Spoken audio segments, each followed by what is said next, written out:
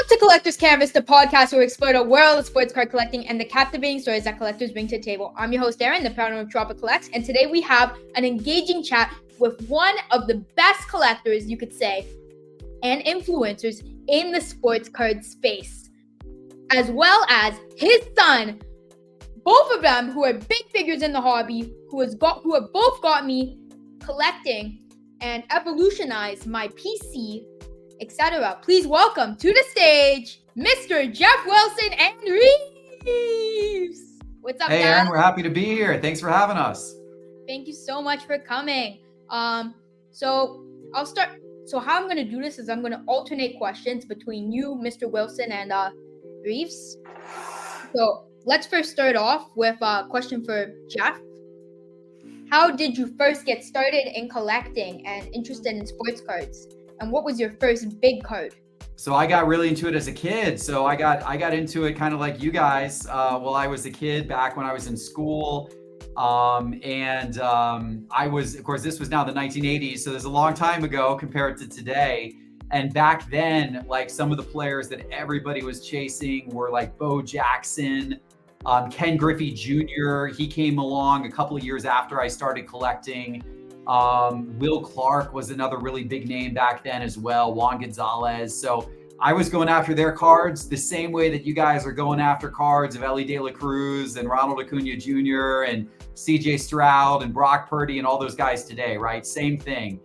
Back then, Bo Jackson, his rookie card he had a rookie card in 1987 Topps. It was a Future Stars. And then he was also 1986 Topps traded. And those were some of the biggest cards. So I remember chasing a lot of Bo Jackson. He had a Bo Nose card from Score. I think that was like 1989 Score, where he's holding up a baseball bat behind him. Yeah. He's got football shoulder pads on. I know which one you're talking about. That card was like a grail. Had to get that card. That was my grail. That one, and then like the 1989 Ken Griffey Jr. Upper Deck rookie card. Those were like the biggest cards in my era. So I love chasing those cards. And for Reeves too, what got you interested in collecting sports cards, and what's your favorite card in your collection? Well, he did. But I guess technically, my grandmother, because I flew down to her, and we went to like a CVS, and there was like, it wasn't even a real pack. It was one of those like repacks that you see in like the Walmarts, where it's just like a big stack of cards in like some, plastic. And I had like a Tom Brady. There was like a Tom Brady in there. Like it was like the first card. Still have the card. That's awesome. Yeah. And I brought it home and I showed it to him. And then he was like, oh, I used to collect these things. So then he obviously researched more, got the YouTube channel. And then because of all that, I also got into collecting. So that's awesome. So your favorite card in your collection is that Tom Brady still, because it holds the sentimental value? Yes, and we also co-own a Joe Burrow Select Gold field level True. It's a really nice one. It's a really nice one. I think that one might be my favorite.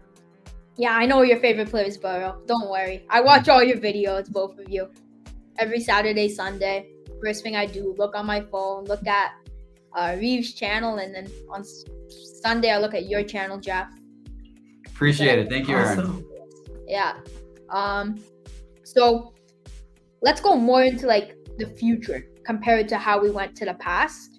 Let's go more like, how do you think digital cards and NFTs will change the way people collect sports cards? Like Panini currently has Panini digital NFTs or whatever they have. I'm curious, Reese, to hear what you think about that. I don't like him. I don't like him at all. Okay. I mean, like, honestly, I really don't like them. Neither do I. Like, it's the worst thing. It's the worst feeling when you open up a box and you get a blockchain redemption and you can't redeem it. And you redeem it and you get like it could be, like a one-of-one Burrow, but in reality, since it's digital, they're not worth a lot right now. I think it's definitely going to become worth a lot as like virtual reality becomes like a thing, and that becomes like a lot more realistic. Like you can like hop on your Meta VR and then have like your virtual sports card collection. But I mean, you can see some of the cards behind us. the actual physical cards are always going to be the best version. They're always going to be like, what's the best? Like, I don't want in like a virtual Michael Jordan rookie. I want to be able to hold it in my hand and like really look at it. Yeah, that's like one of the things about me why I collect cards is I really think that they're cool and you could like actually hold them compared to like a stock. I always compare them to a stock because a stock's just a number going up and down. Well, a card is actually tangible and you could hold it and you could like look at the artwork. Worst case scenario, it goes down, so you still have a cool piece of history in your hand. Exactly. If it dips to 0, you still have an awesome card. So it's like exactly.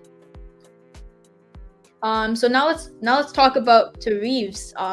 What made you and Harrison start your YouTube channel, Card Kids? Oh God. I guess. Well, I've had a YouTube channel.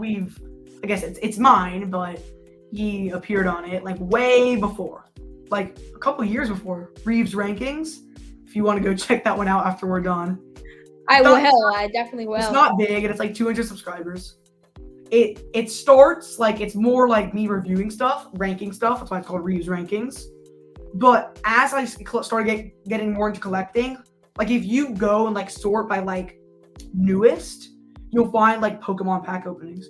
We ripped a box from Target and got a 1 of 1 one time. I went back and watched. That's cool. That's always we pulled a Giannis rookie and a 1 of 1 in the same pack. It was pretty cool. And I guess probably after he started, we wanted to also do it. I love collecting, and Harrison more just kind of wanted to do it with me. It was like a fun thing to do. Exactly. So I think because we kind of already had the experience and he had a channel, I think that's kind of what led to Card Kids. Yeah. So now let's talk to Mr. Geoff Wilson about his, like, what's your idea behind your new store, Cards HQ? I think you're currently in it right now. We're back in my back office inside Cards HQ. That's right. Yeah. We've been hanging out here all day. Reeves has been buying and selling cards and having a lot of fun. The store's been crowded today. So, my idea was I kind of wanted to open up a card store for a long time. And, we obviously built up a big following with Sports Card Investor. And so I felt like having a physical card shop would be cool. It would give people a place to come see us film our shows and meet our team and it would just get us in the business of buying and selling cards. So I kind of wanted to do it for a while, but it really came together about 1.5 years ago when I met Carter and Ryan, my two partners in it at a card show. They've been dealers, for the last 5 years or so, going to different card shows. And when I met them about 1.5 years ago at the Nashville card show, they said, "Hey, we're about to open up a card shop in Atlanta." And I said, "Oh, really?" I said, "Because I've been thinking about opening up a card shop in Atlanta. Maybe we should talk and partner together." And so we did talk and it really worked out. And so I was really excited to get to open up the store with them. They do a great job of running the day-to-day of the store, and really, really happy with how it all turned out. Your first job was in a sports card shop. That is true. When I was 14 years old, my first job ever. Now I guess your first job is kind of in a sports card shop now too. I've been laughing if you want to tell them the story of what happened on your first day. Oh yeah, my first job in a sports card shop did not work very long. I was unfortunately it was my first job ever, but unfortunately I was fired on my first day. It was like a dream job for me. I was so excited to get a job in a sports card shop. But I was 14 years old and I had never worked in a shop before. And what happened was the owner, it was my first day. It was a small shop. And the owner said, "Okay, I'm going to leave I think he left to go to lunch." And he's like, "So you're in charge of the shop while I'm gone." So I was there by myself for a couple hours. And then these two like older teenagers, like, probably like, 19 years old, they came in and they saw me by myself and knew that like they essentially was going to be like kind of an easy target. So one of them came up to the counter and was like, "Show me this card, show me that card, show me this card, show me that card." So I was pulling cards out of the showcase to show them. And while I'm doing that, the other guy's walking around the other part of the store and he's just like dumping products and packs into his backpack. So while I'm distracted helping one guy, the other guy's cleaning out shelves. So obviously these two kids were trouble. And I didn't realize this was going on. And so then the owner came back and why are cards missing? Where do these boxes go? And I'm like, I don't know. I never went over there. I never touched those boxes. And of course, those kids kind of cleaned it out. So unfortunately, That's crazy. that was my last day working at the sports card shop. But I'm Your now first here. and last day. That's right. But I got it. So it took me about 30 years to get back to being able to work in a sports card shop again. That I'm finally here. Yeah. So how is your shop different from other stores like Burbank? And I guess that's really it. That's like the only big one, which I can think of. Yeah, I mean, there's a lot of great sports card shops in the country. Burbank's obviously an awesome shop. So yeah, our shop's really big, real modern design. I think there's some stuff we did in kind of the design of our shop with like the vertical showcases. Those are nice. I've seen The those. breakers all being out in the open, the area where Banners, people can scatter come set. open up their own cards. The lounge. The lounge, the customer arena. lounge, so we try to really make our space like a cool hangout spot, a place for It's very people to come. interactive. Yeah. So, we just try to build in some of those elements. I think there's a lot of good shops in the country, but we put our own spin on this one to try to make it like just as cool and modern as possible. And I think we did a good job with it. That's awesome. I'm going to try making it out to Atlanta eventually and checking it out. I hope We'd love so. to have you down whenever you can make it. Thank you. So for you, like, what is the most important thing you've learned from this is for Reeves. What is the most important thing that you've learned from your dad about collecting? I mean, it's a lot. Everything, right? Everything. So, because I've learned basically everything. Like, there's some stuff that it's been kind of like, I'd make a bad deal and I'd be like, okay, what happened? And that would make sense. But mostly just everything, right? Money, negotiating, all the stuff. That's awesome. Being on camera like we are right now. That was a big one. Basically really everything besides things that have happened because of my fault. Exactly. And you, Geoff, what is the most important thing that you've taught your son about collecting? I think it's okay to make some mistakes and mess up and get cooked in some deals, and it happens, right? And just be honest about it and just learn from it. That's the most important thing, right? I still, make bad deals. Like even today, I'll do bad trade deals. What's that? The one with Lawrence Gold. The Lawrence Gold, which one was Where you that? priced it at PSA 9. Oh yeah, sure. Yeah, I screwed that one up. Yeah, I mean, I've got a lot of screw ups that happen, even today, right? So the key is when you make mistakes, you got to learn from them. You got to be able to just move forward and keep doing it. And if you believe in what you're doing and you believe in yourself, then you're going to believe that over time you're going to get better and you're going to make more right decisions than wrong ones. And so, don't be ashamed. Don't be afraid of messing up. Don't be ashamed of making the wrong decision sometimes, and just learn from it and just kind of keep going. Yeah. Well said. Sorry about the layout there. How do you personally connect with other sports card collectors, and why is it important for you? Both of you guys can answer this one. Well, the sports card community they're all awesome. Yeah, it's what really makes it, right? I mean, the funnest part of it is going to a trade night and getting to meet other collectors, doing deals with them. The energy at a trade night is just the best thing in the hobby, the energy at a trade night. So it really is about the community, and it really is about other collectors. And everyone, there's very few collectors that are not nice or trying to take advantage of people. The vast majority of collectors want to do fair deals, want to help you out, want to being part of the hobby. They're very welcoming. Happened to me once. Yeah, so Almost got scammed. yeah, I mean, every once in a while you find somebody who it happens. People are bad. You get that every once in a while, but that's true with With those guys that went into your card shop. Yeah, it happens every once in a while. But the vast majority of 99% of the people are good. 99% of people are good. So I'd probably say that too. 100%.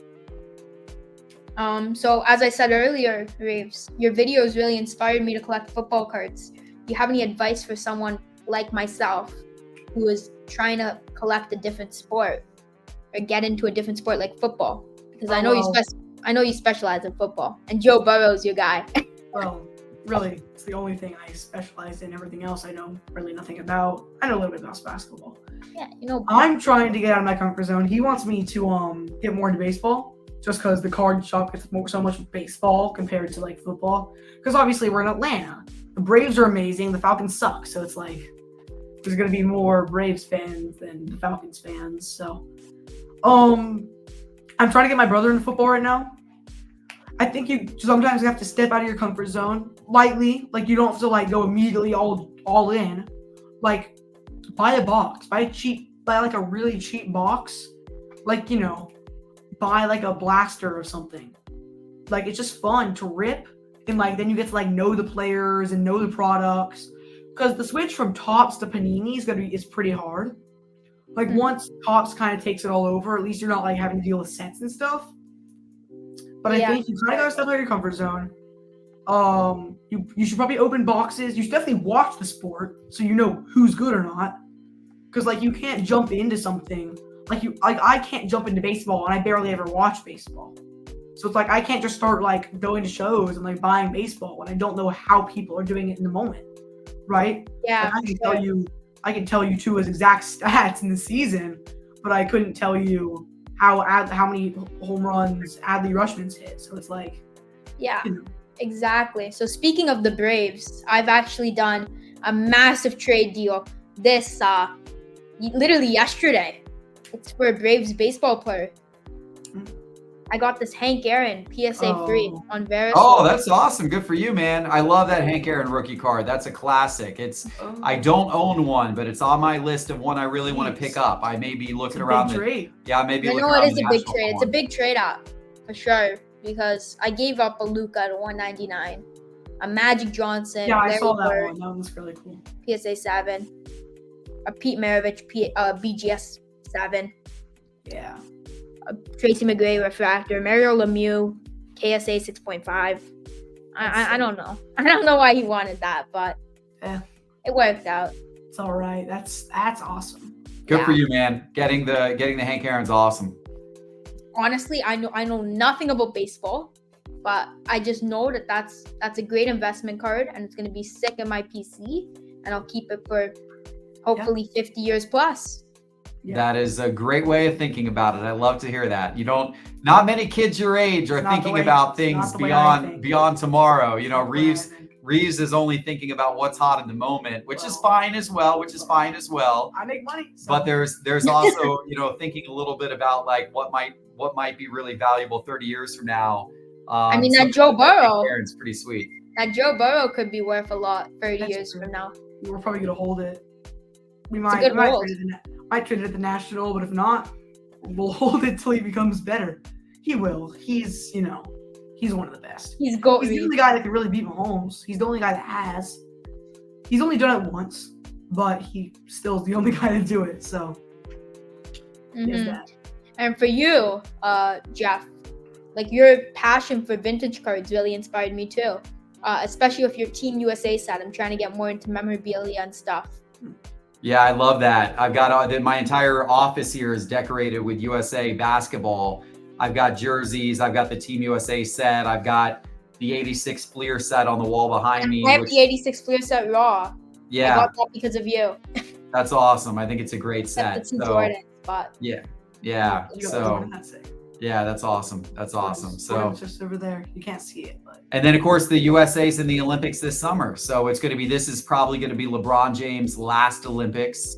It might be Steph Curry's last Olympics. No.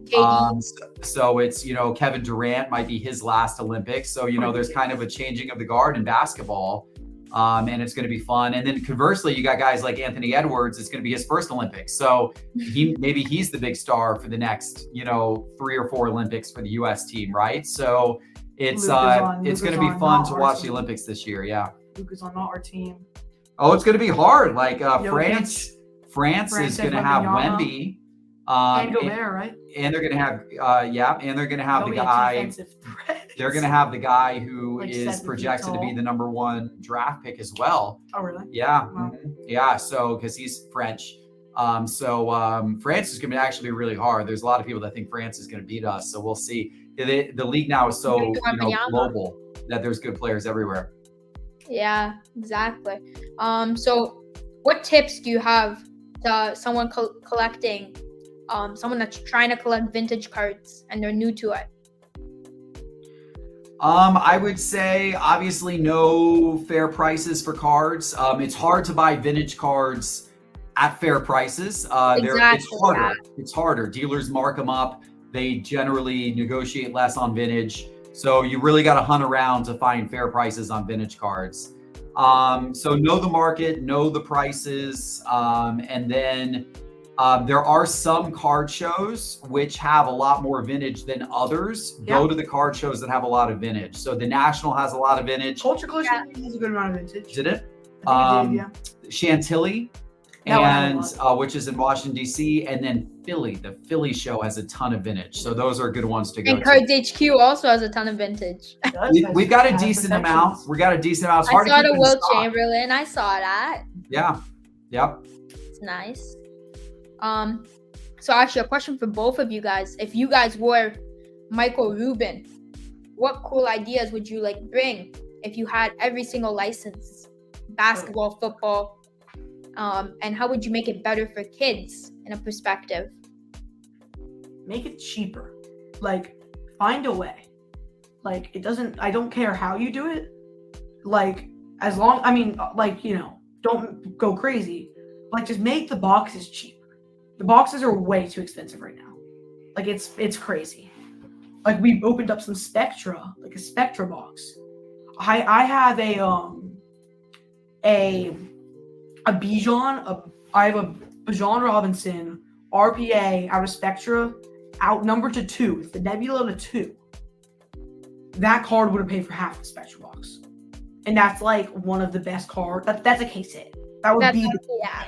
That's definitely a case hit. Yeah. Like, besides an actual case hit, like short print, because you're gonna get one of those too. Color that's blocks, the best card in the whole entire case. It's not even gonna pay for half the box, which is just wild. What about you, Geoff? I mean, I think Reeves is right on with that. I totally agree. And I will say Topps does a better job of that right now, like in baseball. That's like true. Topps Series 2 baseball, everyone's cheaper. super excited about it. That's like $79 for a hobby box. It's 80, 90. Yeah, It's $80 like to that's $90 for a hobby box. So if we can get football products, now I don't think they're going to be as cheap, but like if you can get like Topps Chrome football for like $200, $200, $250 for a hobby box. The equivalent of Prism. And Prism's going for absurd amounts. Yeah, It's so just like crazy. Prism's like 1.5. Yeah, it's nuts. It's absolutely insane. It doesn't make any sense, honestly. No sense. So hopefully it will be a little bit, more reasonable when Topps comes out with the products, but we'll see what happens. I think that's a good idea. I mean, the other thing I think Topps just needs to continue to do is just promote the athletes and do really cool cards. Like what they've done is they've done really cool chase cards. Yeah. CJ. Yeah. Like that's how The Jackson Holiday is sick. The Bill Ripken Jackson Holiday SSP. So the more stuff Topps can do like that, the better. Exactly. And like short prints. Topps needs to add some more cool short print. That's where Panini's really beating Topps. Yeah, I would agree with that. Yeah, the design of the Panini short prints, like the kabooms So and the downtowns, Color blast. Topps needs to improve it. Worlds better. Yeah, for sure. Like, I honestly wouldn't care if it's a straight ripoff. Like if you take your kaboom and make it like, I don't know, a kablami. Like I really wouldn't care that much as long as it's the same. That's design. a mix of a slammy and a kaboom. I like the kablami. I'd be down with that. I'd buy a kablami. Like I really wouldn't care. Or like call it like a bang or something, Bang. Like I really wouldn't care as long as it's the same idea. Yeah, I agree. I think Topps won't do that. Topps will try to make like, their own thing. I don't know. I don't think Topps is worried about that. They created the home field advantage cards, which are obviously very similar to downtown. That's true. Although unfortunately they're not as good as downtown. That's the problem. Like Topps has got to step it up a little bit from a design perspective. Because they're a paper card. Yeah. They need to make them chrome. Wins on that. Chrome is everything. the reason Panini wins is just because their cards are just glossy. Yeah, I agree. Like since it's paper card, it still has that gloss finish, but it just doesn't look as nice. Yeah, you need like that premium cardboard. 100%. Yeah. So you own Market Movers, Geoff, right? Partially Yes. own it. Yeah, Can you tell us a little bit about Market Movers and how collectors can use it to their advantage? Yeah, so Market Movers tracks the price of every sports card that has been sold across all kinds of different marketplaces. And then you can also put your collection into Market Movers, and it will tell you what your collection's worth and update the value of your collection every morning. So it's really helpful. Obviously, if you're comping out cards, it's super helpful to understand if you're trying to figure out what cards are worth, if you're trying to do a trade, it's really helpful to look them up in Market Movers. But then also you can, putting in your collection in there gives you kind of a quick look at what all of your cards are worth too. Can be really helpful reference. Like if I'm going to encourage Reeves, like before the National, to put all of his cards in Market Movers, because that way, it's faster. When he's at the National and someone says, "What's that worth?" he can just look at Market Movers and it will list out all the prices right there. You can even show them like, "Hey, here's the recent comps on this." Yeah, for sure. Both of you guys, do you guys have any fun collecting stories about your personal experiences or that you've heard? I mean, the way that we got into it's a pretty fun story. We said at the start. I mean, we've had some fun pulls together. That's like true. We just watched the video the other day. We did, yeah. From back in 2019. Hunting for Zion. Yeah, right when the Sports Card Investor channel was super new. Zion Williamson, that's when his first cards started to come out, and one of the very first sets ever, I think the first set ever to have Zion cards in it was Prism Draft Picks in 2019. We opened Prism Draft Picks. And so reason I opened some hobby boxes of Prism Draft Picks. Cases and cases. Yeah, we opened a lot, and we found it was an insert, but it was a Zion. It was the Crusade, which looked really nice. It looked really cool, and it was the gold vinyl number 5, and we hit that, which was a huge card at the time. I know, that's huge. Yeah, and so COVID boom and all that. Yeah, so we have a video of us opening up and finding that card, which was pretty amazing. We pulled some other good ones too, like because in that draft, that was not a bad draft class. We pulled some other decent autos of people that I've heard of. And you also recently hit a kaboom against Reeves in a box battle. You don't have to, never mind. I did. You don't have to talk about that, Reeves. Have you done the grading review? No, I have a grade. He graded it. I know the grade. I don't know what the grade is yet. Don't tell me. Don't tell me. Very mad.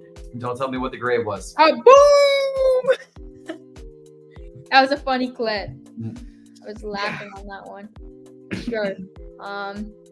So, Reeves, how do you stay motivated and inspired to keep on doing this and grow your collection and create new content? Like, I know you pretty much create almost every day, I'd say, right? Both of you guys, typically. Yeah. I mean, I just love it. I love sports. I love collecting. It's just like something that's like it's hard for me to like. I couldn't really see a situation where I don't like it. The only situation I could see is where I like somehow lose all of my money or lose like all of my cards, which I really hope that doesn't happen, right?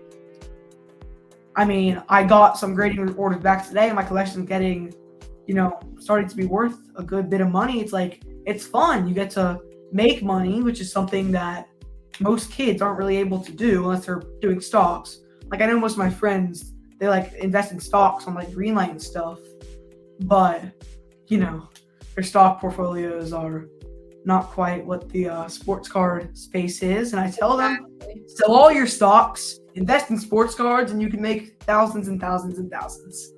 So exactly. Honestly, it's a great investment. And just the collecting part. The collecting too. Like in my grading reel I got today, I sent off 3 of my PC, like cards for my PC. And they're modern. It's like Burrow? What is it? It's not. It's a Polish soccer player. But I love Burrow, but he's like a PC people. He's like someone that I PC, but I also sell. So it's like I would never sell this guy because he's not gonna sell. He'll sell for a good amount. He's good. I just don't think anyone's gonna want him per se. But like I graded a Kaboom. Oh, that rated a 9, sadly. I graded a Tiger Stripe from Select. That graded a 10. Woo! And I graded an auto color match to 10. I also graded a 10. That's awesome. So I have 2 Kabooms. I have a mango. I just don't know where it is. And then I have that auto. And then I have also a gold auto that he gifted me for Christmas. Why that player? So like, kind of getting me into soccer. I had YouTube Kids because that was like a while ago, and like there was like these funny skits on like Bundesliga. He was in the Bundesliga at that time, and he was like kind of like the good, like he wasn't like the good guy, but he was like there, but he was just the guy I kind of took a liking to. And then as my brother Harrison got more into soccer, I was like, hey, I like that one soccer guy. And then it kind of brings a nice tie between his collecting and my collecting. And you can buy soccer cards for actually so cheap. Like I bought these awesome Kabooms and stuff for like pretty cheap. So I mean, it's like, I mean, not cheap, but like cheap for a Kaboom. Mm-hmm. So it's like, it's just wild what you can really do when you invest in a sport that you don't know a whole lot about. Yeah, for sure. Like, do you guys ever go into a deal together? Like, we did it once, yeah, with the Joe Burrow card, which was pretty fun. So that one hasn't worked out so well for us so far, but we'll see where it goes. But we might try to do that again, maybe at the National this year. We'll see. I guess you go into like a big card together and split it. We weren't planning on it. I have talked about it for some time. I've talked about maybe us splitting a card and trying to price it up. That'd be a cool challenge to the National. It's just he's very busy at the National. And so am I. I'm always filming. He's always filming. It's like exactly. A lot. You have the giant card kids booth. You have the giant sports card investor booth. But yeah, it's fun. We never like really. We also don't like go like into something like as I was just saying, being like we're gonna split this card and trying to put it up. It's like some guy literally came up to him with the card and was like, "You want this?" And he was like, "Yeah, I'll take a look." And I saw it was Burrow, and I was like, "Ooh, I kind of want to be in that card too." So then he was like, "Should we split it?" And I was like, "Yeah." So we ended up splitting it at a lot more than it's worth today. That's awesome. I mean, the story involved with that. Good memory. I'm totally fine keeping the cards. So it is. I know you're fine with it because you love Joe Burrow. Yeah. Is that like your biggest card? You'd say? What's it worth now? Like 4,000? Probably something like that. Yeah. So it's my biggest, not his, but my biggest. I know that. What's your biggest card, Jack?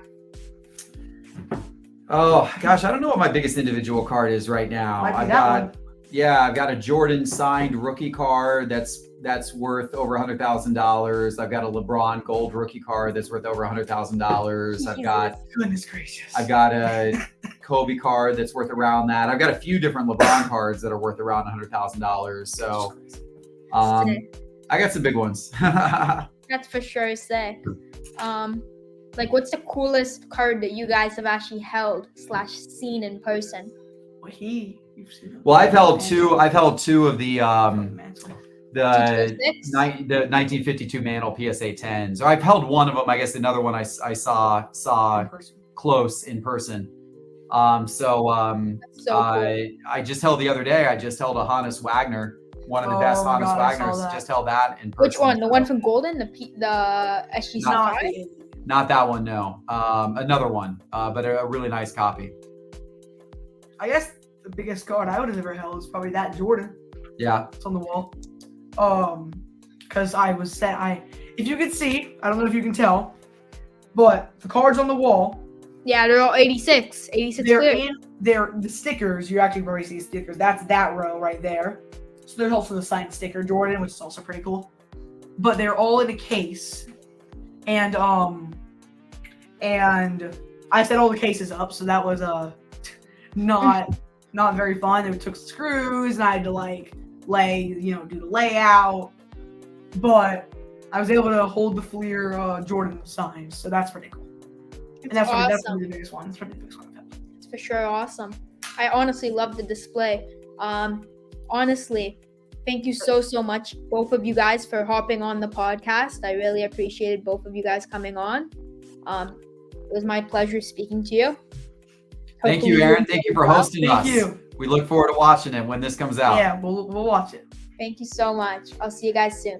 All right, take care, Aaron.